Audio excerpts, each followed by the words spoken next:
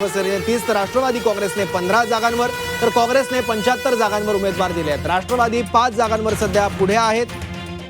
काही स्थानिक आघाड्या सुद्धा तिथे आहेत। राजर्षी शाहू विकास आघाडी, ज्यामध्ये राष्ट्रवादी शरद पवार पक्ष आहे, आम आदमी पक्ष आहे, वंचित बहुजन आघाडी देखील आहे आणि जनसुराज्य देखील आहे। गोवंडीमध्ये शिवसेनेच्या समीरा कुरेशी या सध्या आघाडीवर आहेत। पोस्टल मतमोजणीमध्ये शिवसेनेच्या उमेदवार या सध्या आघाडीवर आहेत। गोवंडीमध्ये शिवसेनेच्या समीरा कुरेशी यांनी आघाडी घेतलेली आहे।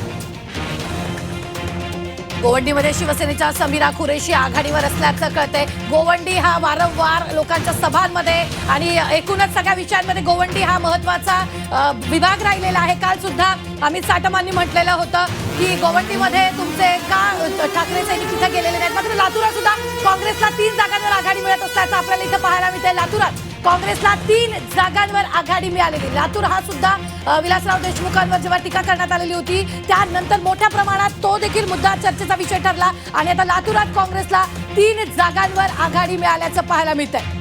लातूरात काँग्रेसला 3 जागांवर सध्या आघाडी मिळताना दिसते। रवींद्र चव्हाण यांनी तिथे वक्तव्य केलं होतं की विलासराव देशमुखांच्या आठवणी उरलेल्या आपल्याला पुसून टाकायच्या आहेत, त्याचे पडसाद तिथल्या राजकारणात उमटतील अशी शक्यता वर्तवली जात होती। पण त्यानंतर रवींद्र चव्हाण यांनी दिलगिरी व्यक्त केली होती। पण मतदारांनी हे वक्तव्य नेमकं कसं घेतलंय हे आता आपल्याला निकालांमधून दिसेल। मुंबईत भाजप 35 जागांवर आघाडीवर असल्याचं कळतंय। ठाकरे बंधूंना 33 जागांवर आघाडी ही सगळ्यात मोठी बातमी आपण पाहतोय। जवळपास 25 वर्ष अखंडित सत्ता शिवसेनेची महानगरपालिकेवर राहिलेली आहे। त्यामुळे आता नेमकी मुंबईची महापालिका कुणाची होणार याकडे सगळ्यांचं लक्ष लागलेलं आहे। ठाकरे बंधूंनी 33 जागांवर आघाडी घेतलेली आहे। प्रतिष्ठेची खरं तर ही लढाई होते। काँग्रेस आणि वंचित सुद्धा 12 जागांवर आघाडीवर आहे। उत्तर भारतीय मतं सुद्धा निर्णायक असतील या निवडणुकीमध्ये, त्यामुळे काही उत्तर भारतीय चेहरे सुद्धा भाजपकडून मैदानात उतरवण्यात आले होते। मुंबई महानगरपालिकांमधल्या जेवढ्या पालिका आहेत त्या सर्व प्रमुख पालिकांमध्ये उत्तर भारतीय काही अभिनेते नेते भाजपने उतरवलेले होते। त्याचा देखील काही परिणाम बघायला मिळतो, काही पाहावं लागेल आपल्याला। पण सध्या जी आकडेवारी येते त्यानुसार इचलकरंजीत भाजपने 4 जागांवर आघाडी घेतली आहे। इचलकरंजी महापालिकेची पहिलीच निवडणूक आहे। शिवशाहू आघाडीचे देखील काही उमेदवार आघाडीवर आहेत। इचलकरंजीत सर्वाधिक मतदानाचा टक्का देखील बघायला मिळालेला होता। सर्वाधिक मतदान इचलकरंजीत झालेलं होतं। नव्याने स्थापन झालेली महापालिका आहे, त्यामुळे पहिल्याच होत असलेल्या महापालिका निवडणुकीत कोणता पक्ष बाजी मारतोय बघावं लागेल। अगदी इचलकरंजी महापालिकेत 65 जागांसाठी मतदान झालेलं आहे। महायुती राष्ट्रवादी आणि शिवसेना यांच्या दरम्यान खरं तर मैत्रीपूर्ण लढत होतीये। तर एक मोठी बातमी आपल्याकडे आता येते। मुंबई महापालिकेचे 114 जागांचे कल हाती आलेले आहेत। 114 जागा हा बहुमताचा आकडा आहे। मुंबईत महायुतीचं पारडं जड। पहिल्या कलात मुंबई ठाकरे बंधू पिछाडीवर असल्याचं पाहायला मिळतंय। ही सगळ्यात मोठी बातमी आपण पाहतोय।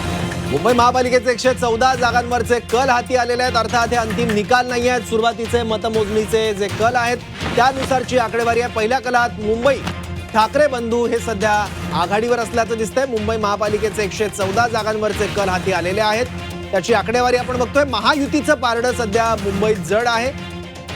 पहिल्या कलात मुंबईत ठाकरे बंधू हे पिछाडीवर गेलेले आहेत। ठाकरे बंधू हे सध्या पिछाडीवर आहेत। तर नाशिकमधून भाजपचे दिनकर पाटील हे आघाडीवर आहेत। भाजपचे अमोल पाटील सुद्धा आघाडीवर आहेत। नाशिकमध्ये बरंच नाराजी नाट्य भाजपमध्ये बघायला मिळालं होतं। काही पक्षप्रवेश झाले होते, त्यावरून देवयानी फरांदे यांनी आपली नाराजी उघडपणे व्यक्त केलेली होती। त्यामुळे नाशिकमध्ये तपोवनचा मुद्दा असेल, निष्ठावंतांचा मुद्दा असेल किंवा बाहेरून आलेल्यांचा मुद्दा असेल, याचा फटका भाजपला बसतो का?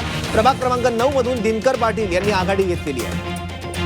भाजपचे दिनकर पाटील हे सध्या नाशिकमधून आघाडीवर आहे। नाशिकमध्ये दिनकर पाटील यांनी आघाडी घेतलेली आहे। मुंबई महापालिकेचे 114 कल हाती आल्याचं पाहायला मिळतंय। सुरुवातीचे कल हाती येत आहेत। दर 2 तासाला 46 वॉर्डाची मतमोजणी होणार आहे। तर पहिल्या कलात मुंबईत यावेळी महायुतीचं पारडं जड दिसतंय। नाशिकमध्ये भाजप 3 जागांवर आघाडीवर असल्याचं कळतं। ही सगळ्यात मोठी बातमी। शिवसेना 2 जागांवर पुढे, तर नाशिकमध्ये भाजप 3 जागांवर आघाडीवर आहे। नाशिकमध्ये भाजपने सध्या 3 जागांवर आघाडी घेतलेली आहे। अनेकांचे पक्षप्रवेश नाशिकमध्ये केलेले होते गिरीश महाजन यांच्या उपस्थितीत, त्यामुळे तिथल्या काही स्थानिक भाजप पदाधिकाऱ्यांनी नाराजी व्यक्त केलेली होती। निष्ठावंतांना डावललं जातंय असा आरोप देखील झाला होता। तर दुसरीकडे नाशिकमध्ये दोन्ही ठाकरेंची पहिली संयुक्त सभा देखील झालेली होती। त्याचा नेमका काय परिणाम झाला, ती मतं परावर्तित झाली आहेत का हे देखील बघावं लागेल। संभाजीनगरात भाजपने 8 जागांवर आघाडी घेतली आहे। शिवसेना युबीटी एमआयएमने 4 जागांवर आघाडी घेतलेली आहे। संभाजीनगरमधली लढत सुद्धा बघणं महत्त्वाचं असेल। शिवसेनेचे समाधान सरवणकर हे मुंबई महापालिकेत सध्या पिछाडीवर गेलेले आहेत। महत्त्वाची अपडेट, शिवसेनेचे समाधान सरवणकर हे सध्या पिछाडीवर गेले आहेत। ही मोठी बातमी आपण पाहतोय ठाण्यात एकनाथ शिंदेचे भाऊ आघाडीवर आहेत. ठाणे शिंदेचा बालेकिल्ला ठाण्यात शिवसेनेचे प्रकाश शिंदे आघाडीवर असल्याचं कळतंय. ठाण्यात एकनाथ शिंदेचे भाऊ आघाडीवर आहेत. सोलापुरात पोस्टल मतमोजणीत भाजप आघाडीवर आहे. सोलापूरचं हे चित्र आहे. थोड्याच वेळात ईव्हीएम मतमोजणीला सुरुवात होईल. ही मोठी बातमी आपण अत्यंत क्षणाची पाहतोय. पुण्यात रुपाली ठोंबरे पिछाडीवर गेल्यात. सगळ्यात मोठी बातमी पुण्यात रुपाली ठोंबरे पिछाडीवर असल्याचं कळतंय. पुण्यातल्या राष्ट्रवादी काँग्रेसचा एक महत्वाचा चेहरा. दोन्ही राष्ट्रवादी काँग्रेस एकत्र झाल्यानंतर राष्ट्रवादीची ताकद सुद्धा वाढली होती, पण तरी सुद्धा रुपाली ठोंबरे या पिछाडीवर गेल्याचं बघायला मिळत आहे. महत्वाची आकडेवारी आपण बघतोय. महायुतीने 57 जागांवर आघाडी घेतलेली आहे, तर ठाकरे बंधू आणि एनसीपीच्या युतीने 35 जागांवर, तर काँग्रेस वंचितने 12 जागांवर आघाडी घेतली आहे. तर अजित पवारांच्या राष्ट्रवादीला मुंबईत एकाही जागेवर आघाडी घेता आलेली दिसत नाहीये. वरळीतून निशिकांत शिंदे 424 मतांनी पुढे आहेत. सगळ्यात महत्वाची अपडेट, वरळीतून निशिकांत शिंदे 424 मतांनी सध्या पुढे आहेत. वरळी हा मतदारसंघ आहे. आदित्य ठाकरे यांचा काही रोड शो देखील केलेल्या होत्या. शाखा भेटी उद्धव ठाकरेंनी स्वतः केलेल्या होत्या आणि तिथून जवळ शिवाजी पार्कवर संयुक्त सभा देखील झालेली होती. तर एक मोठी बातमी आता आपल्याकडे येते. नाशिकमध्ये रिपाईच्या दिशा लोंढे आघाडीवर असल्याचं कळतंय. नाशिकमध्ये रिपाईच्या दिशा लोंढे आघाडीवर आहेत. ही सगळ्यात मोठी बातमी आपण पाहतोय. नाशिकमध्ये सुद्धा उमेदवारी फॉर्मसाठी मोठ्या प्रमाणात राडा झाल्याचं आपल्याला पाहायला मिळालेलं होतं. नाशिकचं सध्या सुरुवातीचे कल आपल्या हाती येत आहेत. भाजप 3 जागांवर आघाडीवर आहे. शिवसेना 2 जागांवर आघाडीवर आहे. नाशिकमध्ये रिपाईच्या दिशा या आघाडीवर असल्याचं कळतंय. कोल्हापुरात काँग्रेसचे राहुल माने आघाडीवर आहेत. प्रभाग 9 मधून राहुल माने आघाडीवर असल्याचं कळतंय. शिवसेनेचे शारंदर देशमुख पिछाडीवर गेलेले आहेत. कोल्हापुरातलं हे चित्र आपण पाहतोय. सध्या सुरुवातीचे कल कोल्हापुरातले सुद्धा हाती येत आहेत. कोल्हापुरात काँग्रेसचे, नाशिकमध्ये भाजप 5 जागांवर आघाडीवर असल्याचं कळतंय. शिवसेना 2 आणि राष्ट्रवादी 1 जागा, मनसे 1 जागेवर पुढे असल्याचं कळतंय. नाशिकमध्ये भाजप 5 जागांवर आघाडीवर आहे. एकूण 122 जागांसाठी नाशिक महापालिकेची ही निवडणूक आहे. त्यामध्ये शिवसेनेने 102 उमेदवार दिले आहेत, राष्ट्रवादीने 42. विशेष म्हणजे नाशिकमध्ये शिवसेना आणि राष्ट्रवादीची युती बघायला मिळाली होती. तर मुंबई महापालिकेतली आकडेवारी एकदा आपण बघूया. 257 जागांपैकी सध्या कोण आघाडीवर आहे तर कोण पिछाडीवर आहे. 67 जागांवर महायुतीच्या उमेदवारांनी सध्या आघाडी घेतलेली आहे.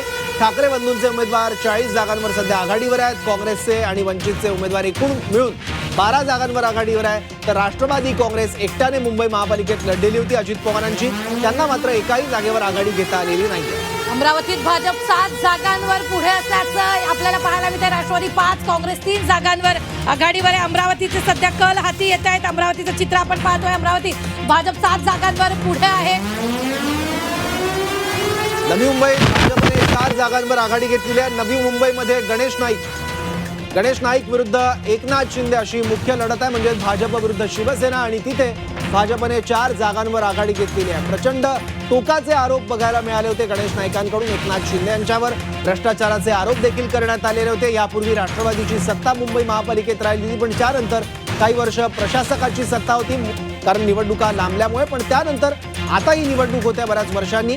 तिथे गणेश नाईक आपलं वर्चस्व नवी मुंबईतलं कायम राखतात का, की गणेश नाईकांचा बालेकिल्ला हिसकावून घेण्यात शिंदे यशस्वी होतात हे बघावं लागेल. सध्या तरी भाजपने 4 जागांवर नवी मुंबईत आघाडी घेतली.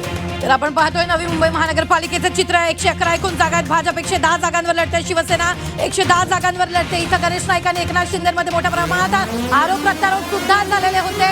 आता एक मोठी बातमी, नागपूर महापालिकेत भाजप 19 जागांवर पुढे आहे. नागपूर पालिकेत काँग्रेसची 7 जागांवर आघाडी झाल्याचं पाहायला मिळतंय. नागपूर महापालिकेत भाजपने 19 जागांवर आघाडी घेतलेली आहे. नागपूर हा बालेकिल्ला मानला जातो भाजपचा, कारण तिथून महत्वाचे 2 भाजप नेते येतात, मुख्यमंत्री देवेंद्र फडणवीस आणि केंद्रीय मंत्री नितीन गडकरी. त्याच नागपूरमध्ये पालिकेत काँग्रेसने 7 जागांवर आघाडी घेतली आहे. तर भाजप सर्वात मोठा पक्ष बनताना दिसतो. 19 जागांवर भाजप उमेदवारांनी सध्या आघाडी घेतलेली आहे नागपूर महापालिकेत. इथे महायुतीमधून भाजप शिवसेना एकत्र लढते. त्यामुळे जर आपण पाहिलं तर नागपूरमध्ये 151 जागांसाठी मतदान झालं होतं. भाजप 143 जागांवर लढते. शिवसेना 8 जागांवर लढते. काँग्रेस 151 पूर्ण जागांवर लढते. तर नागपूरचं चित्र हाती आलेलं आहे. आता नवी मुंबईत भाजप 6 जागांवर पुढे असल्याचं पाहायला मिळतंय. नवी मुंबईचं हे चित्र आपण खरं तर पाहतोय. नवी मुंबईत भाजप 6 जागांवर पुढे आहे. नवी मुंबई गणेश नाईक यांची प्रतिष्ठा इथे पणाला लागलेली. भाजप 110 जागांवर लढते. शिवसेना 110 जागांवर लढते.